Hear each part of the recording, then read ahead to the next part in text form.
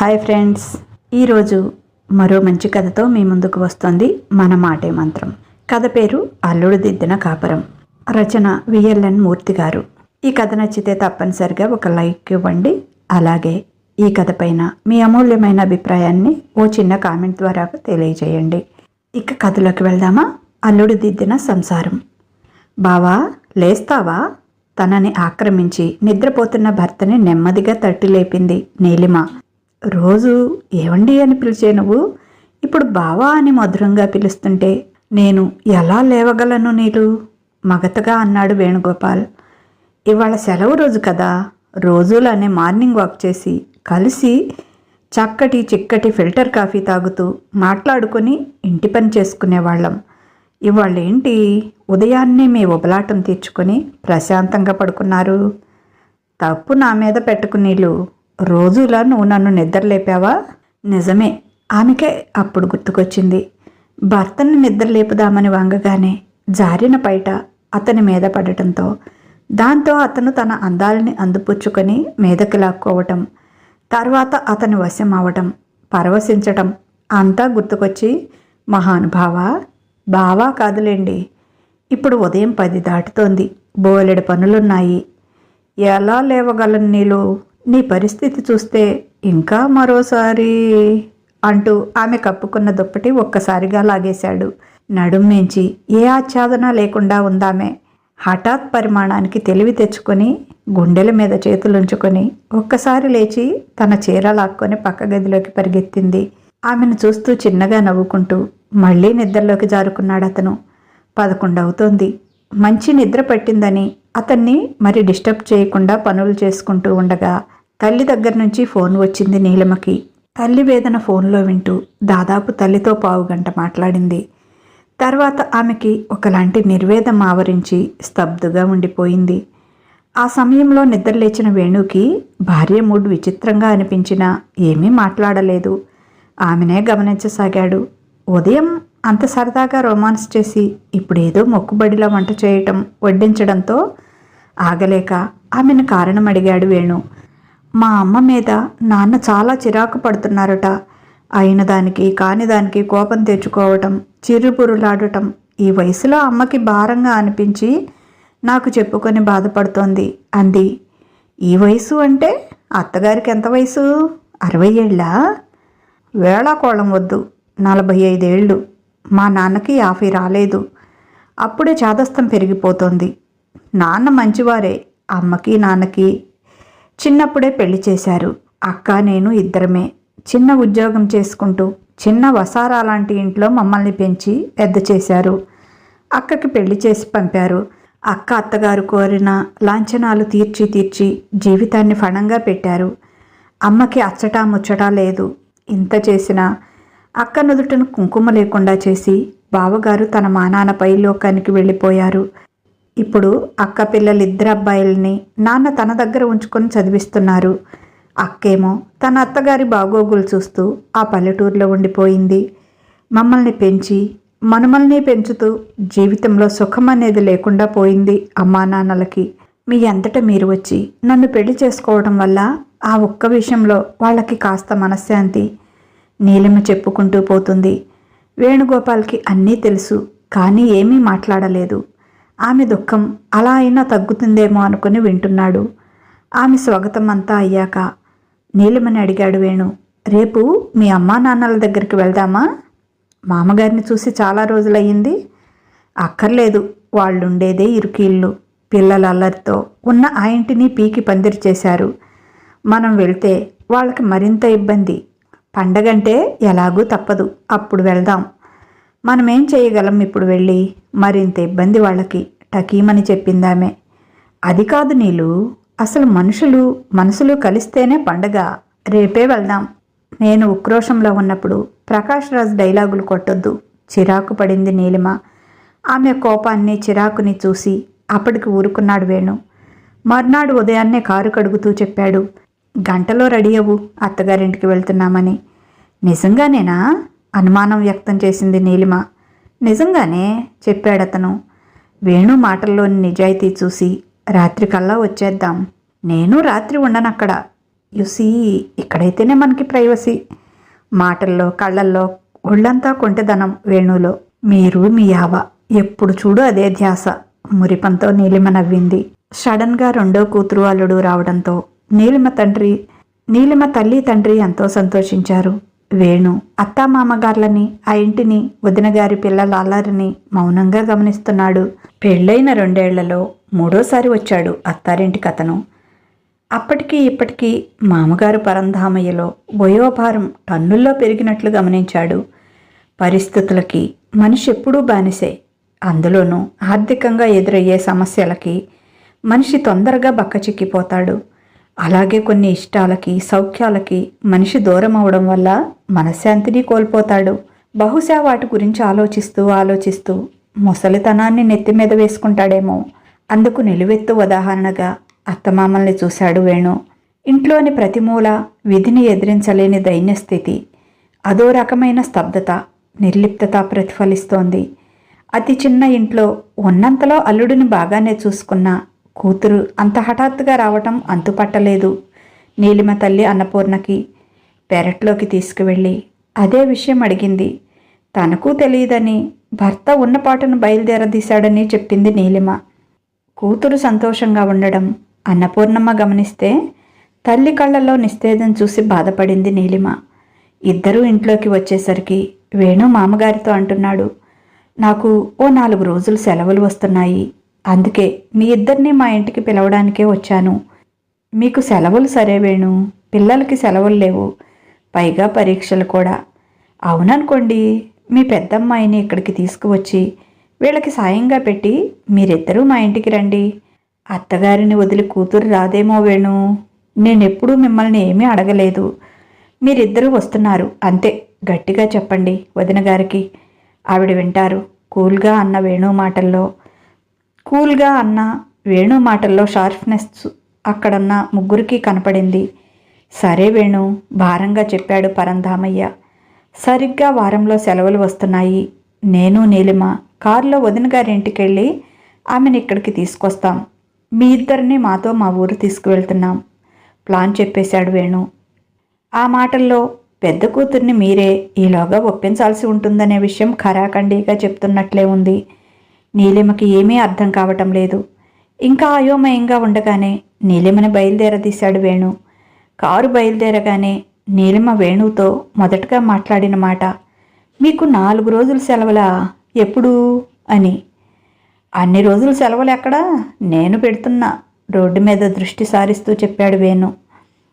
మరి మా వాళ్ళకి అబద్ధం చెప్పారన్నమాట. అబద్ధం కాదు, నాకు సెలవులు మురిగిపోతున్నాయి, తీసుకుంటున్నా అంతే. వాటిని సెలవులే అంటారు అన్నాడు వేణు. మీ మనసులో ఏముందో అర్థం కాలేదు వేణుగారు. నీలిమ గారు రాత్రి అంతా విడమర్చి విశదీకరించి వివరంగా విపులంగా విప్పి చెప్తా కన్ను కొడుతూ చెప్పాడు. నీలిమ ఇంటికొచ్చారు ఆమె తల్లిదండ్రులు.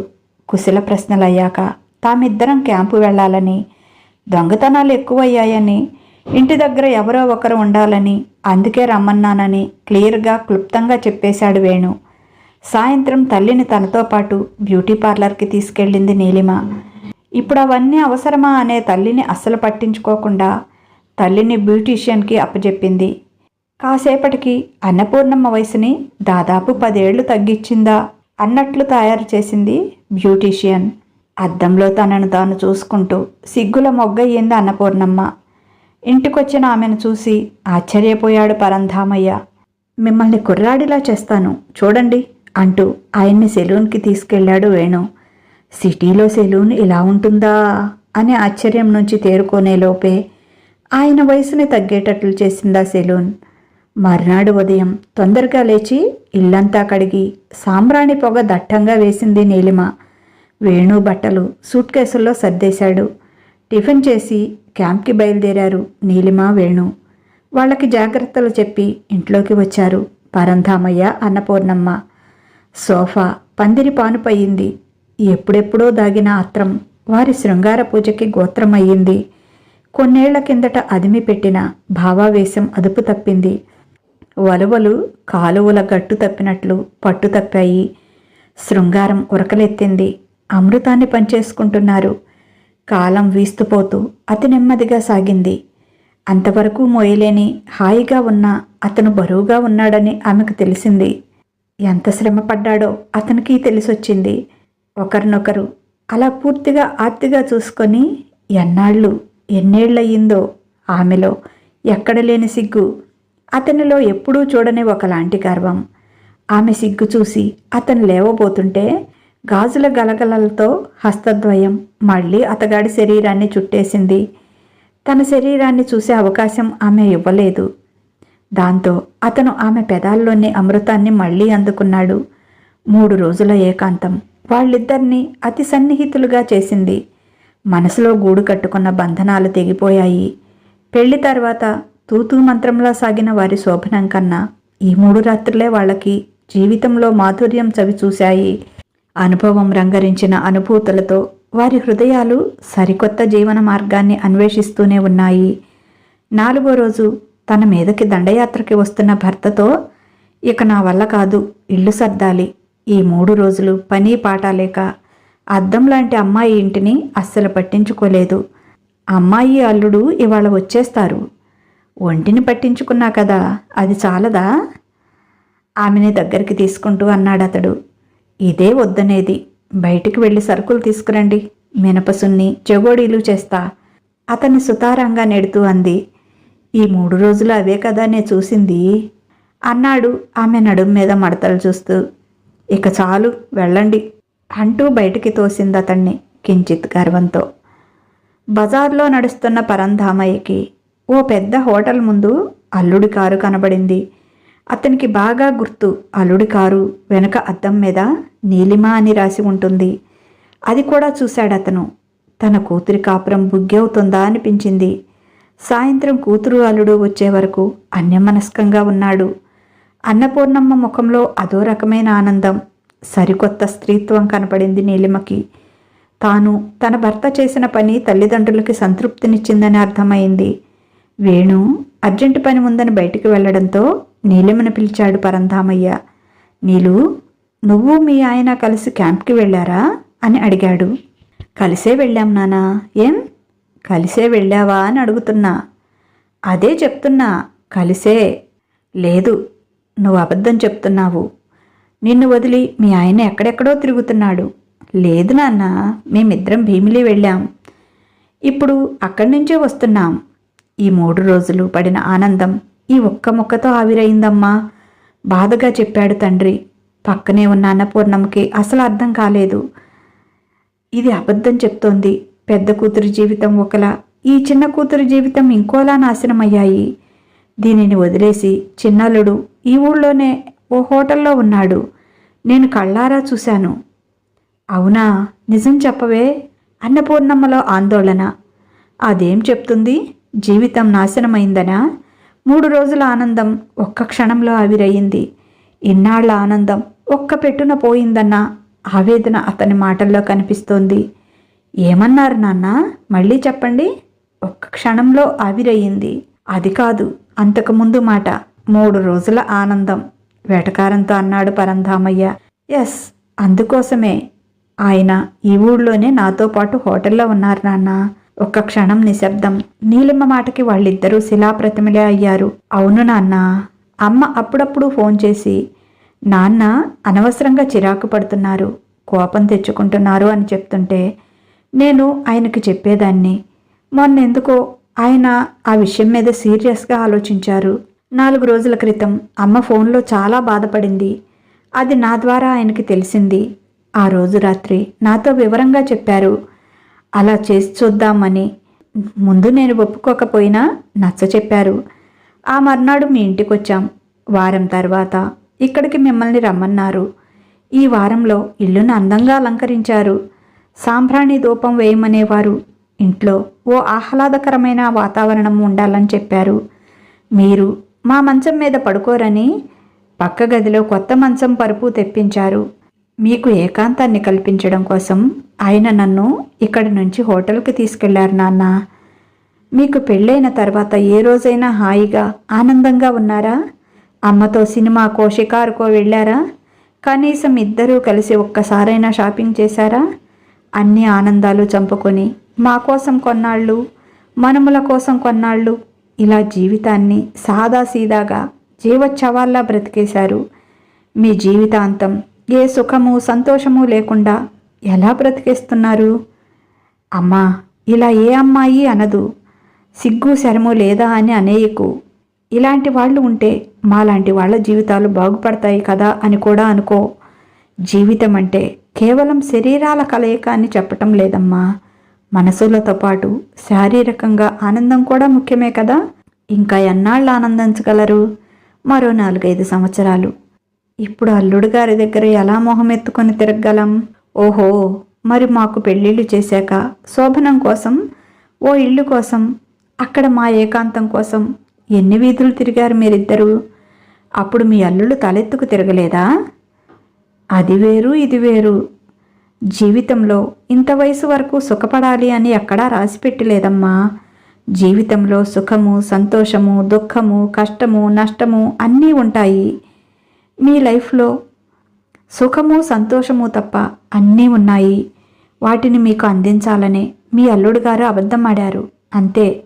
అన్నపూర్ణమ్మ బొమ్మలా ఉండిపోయింది. పరంధామయ్య తేరుకున్నాడు.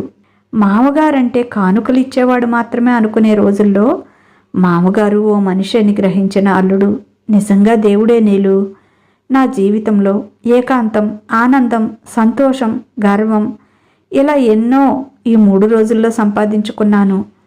నా భార్యకు అందించగలిగాను. ఎదుటివారి ఇబ్బందుల్ని గ్రహించి వారి ఆనందాలకి ఓ దారి చూపించటం అంత సులువు కాదు. అది నా అల్లుడు ఇట్టే చేసి చూపించాడు. అతను కూతురు జీవితం నాశనం చేశాడని భావించానే తప్ప నూతిలో కప్పలా బతికే మా జీవితాలకు ఓ మార్గనిర్దేశనం చేశాడని నేను ఊహించలేకపోయాను. అందరూ సుఖపడాలని కోరుకునేవాళ్ళు అతి తక్కువ. అందులో నా అల్లుడున్నాడు. బహుశా కోరికలు చంపుకోవడం వల్ల కాబోలు, ప్రెస్టేషన్ వల్ల చీటికి మాటికి చిరాకు పడుతూ ఉండేవాణ్ణేమో. ఇంతవరకు మీ అమ్మలో ఓ వంట మనిషిని, పని మనిషిని చూసిన నేను ఆమెలో ఓ సౌందర్య రాశిని, రతీదేవిని చూశాను. అక్కున చేర్చుకుని ఓదార్చే తోడు నీడని చూస్తున్నాను. దీనికి కారణం ఇప్పుడు ఆమెతో పెనవేసుకున్న అనుబంధమే. అందుకు అల్లుడే కారణం. అతని రుణాన్ని జన్మలో తీర్చుకోలేను. వద్దు నాన్న, అంత పెద్ద మాట వద్దు. మనస్ఫూర్తిగా ఆశీర్వదించు చాలు, అంతే, ఇంకేం వద్దు. కళ్ళ నీళ్లు పెట్టుకొని నీలిమ చెప్పింది. ఆమె కన్నీరు తుడుస్తూ దగ్గరికి తీసుకుంది అన్నపూర్ణమ్మ. ఇదండి కథ. ఎక్కడైనా ఉంటాడంటే ఇలాంటి అల్లుడు గారు? ఏమో, నాకైతే అనుమానమే. సరేనండి, ఈ కథ కనుక మీకు నచ్చితే ఓ లైక్ ఇవ్వండి. అలాగే ఈ కథ పైన మీ అమూల్యమైన అభిప్రాయాన్ని ఓ చిన్న కామెంట్ ద్వారా తెలియజేయండి. మన మాటే మంత్రం మనస్మిత స్టోరీస్ని సబ్స్క్రైబ్ చేసుకోండి. అలాగే మీకు తెలిసిన వారికి షేర్ చేయండి. వారితో కూడా చదివించండి ప్లీజ్. ఇక ఉంటాను. బాయ్. మీ లక్ష్మి ఘంట.